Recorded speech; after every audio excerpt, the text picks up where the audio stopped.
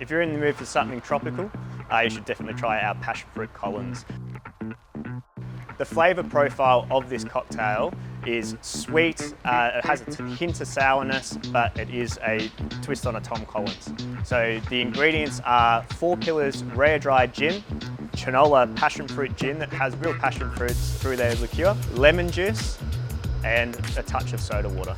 This cocktail is refreshing, sweet, tropical.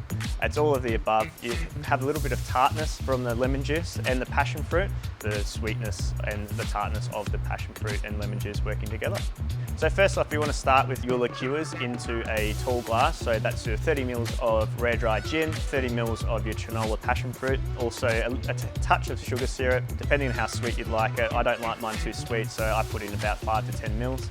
Then you would add in your lemon juice, top up with ice, and then you would controlly stir the cocktail down to, you want to see the edges of your ice cubes start to round to know that your dilution is working.